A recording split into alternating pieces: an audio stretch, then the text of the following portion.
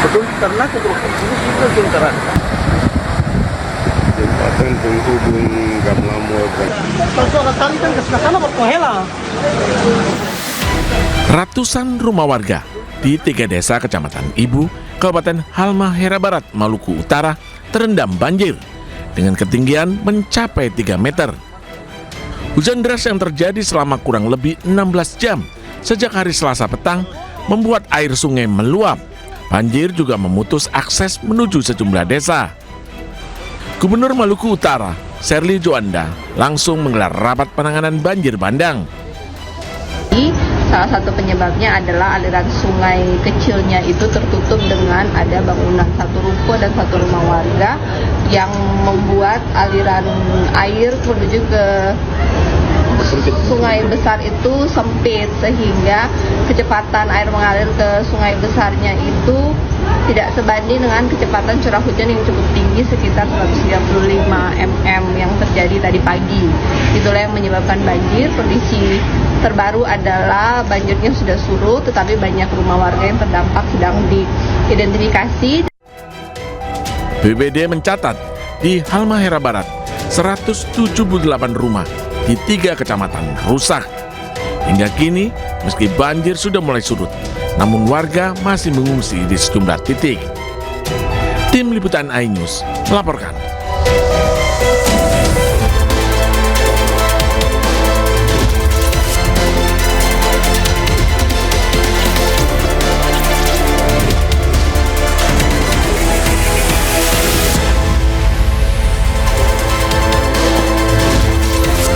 Halo, selamat siang pemirsa.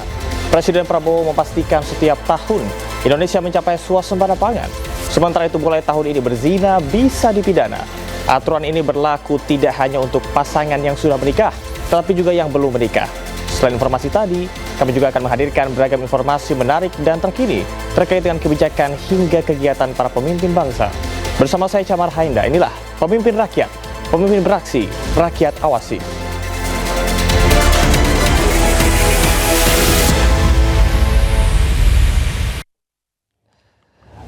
Pemirsa, berulang kali diterjang banjir bandang warga perumahan Gria Pertama Indah 2, Kecamatan Nagayo, Padang, Sumatera Barat, ini mengibarkan bendera putih. Mereka pasrah dan meminta pemerintah untuk menormalisasi sungai.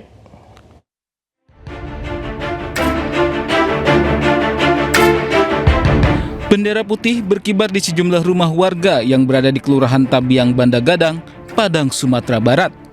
Warga pasrah lantaran rumah mereka kerap dilanda banjir bandang. Warga pun terus dihantui ketakutan saat hujan. Derasnya arus sungai juga kerap mengikis badan jalan hingga menghancurkan peralatan rumah dan tempat tinggal mereka. Kami tidak sanggup lagi mengerjakan rumah kami, baru dibersihkan, datang lagi, itu kami berharap aja.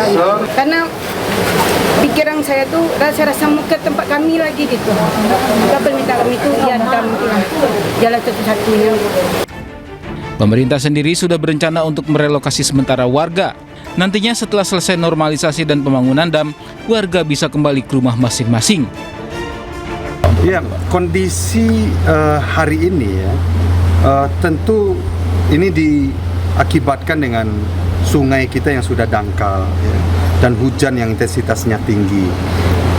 Relokasi yang kita berikan tawaran itu sebagai opsi untuk sementara ya. Tentang apakah pekerjaan ini bisa selesai dalam seminggu ini, saya tidak bisa menjanjikan. Ini kan pekerjaan teknis yang cukup besar ya. Yang bisa kita lakukan adalah tentu pertama yang merelokasi, dan kita biarkan pemerintah khususnya BNPB, kementerian, balai ini menyelesaikan pekerjaannya. Proses pembangunan dam hingga perbaikan rumah membutuhkan waktu lebih dari 1 minggu. Sementara penanganan bencana akibat banjir bandang dan longsor di Sumatera Barat berlangsung selama 3 bulan. Dari Padang, Sumatera Barat, Budi Sunandar, iNews laporkan. Sementara itu, Presiden Prabowo Subianto membentuk Satuan Tugas Penanganan Bencana. Satgas ini dipimpin oleh Menteri Dalam Negeri Tito Karnavian. kita akan segera bentuk Satuan Tugas Percepatan Rehabilitasi dan Rekonstruksi Pasca Bencana di Provinsi Aceh, Sumatera Utara, dan Sumatera Barat. Dan saya tunjuk sebagai Ketua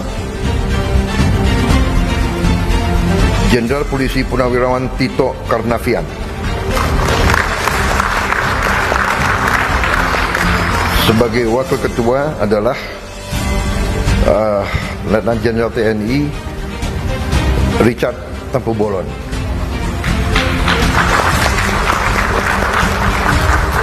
Banyak sekali tugasmu, Kasum. Masih kuat? Hah? Dan saya minta para pejabat semua membantu, mendukung.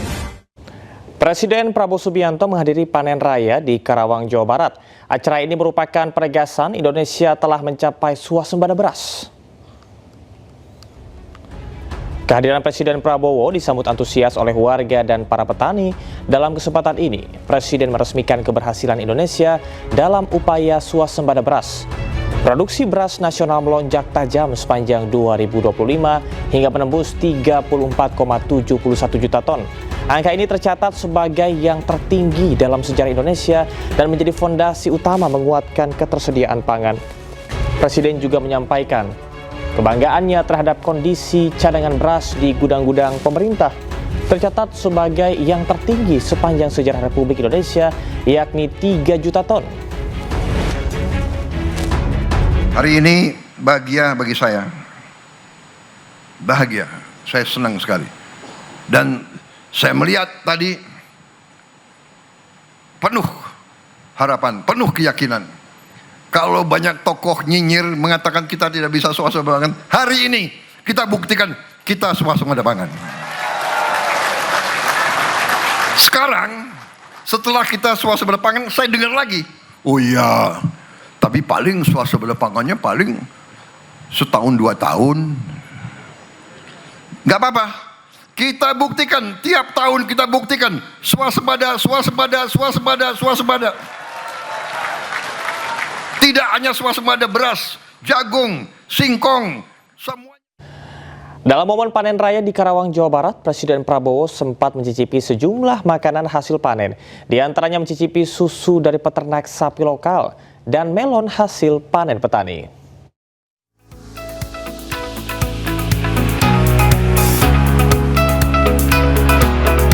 Presiden Republik Indonesia Prabowo Subianto yang didampingi Menteri Pertanian Andi Amran Sulaiman dan Menko Bidang Pangan Zulkifli Hasan mencicipi segelas susu dari hasil olahan peternak. Sambil menikmati susu, Prabowo juga berbincang dengan sejumlah peternak. Momen itu berlangsung saat acara panen raya dan pengumuman swasembada pangan di Cilebar, Kabupaten Karawang, Jawa Barat. Selain mencicipi susu sapi lokal, Prabowo juga mencicipi hasil panen Betawi yakni buah melon. Prabowo tampak menikmati potongan buah melon di gerai petani buah-buahan.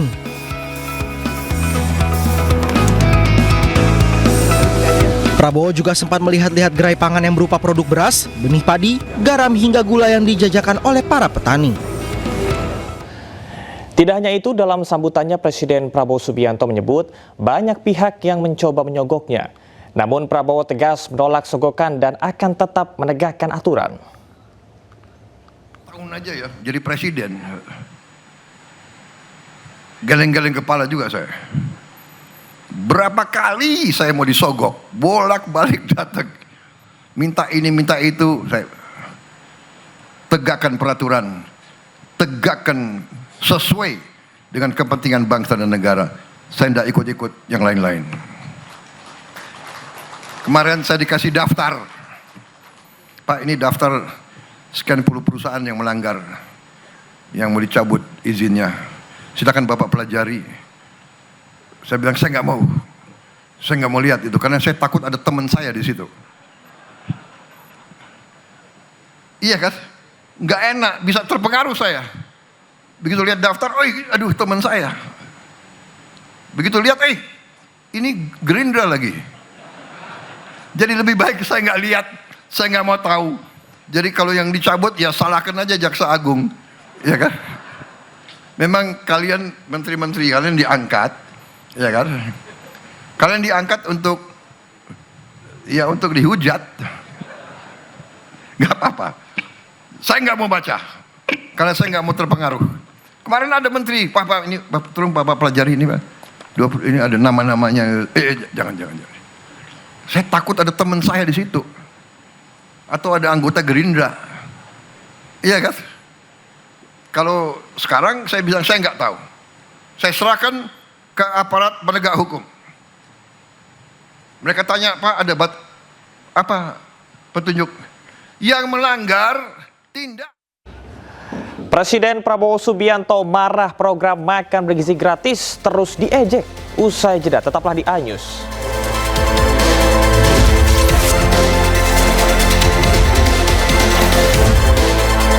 Yang tidak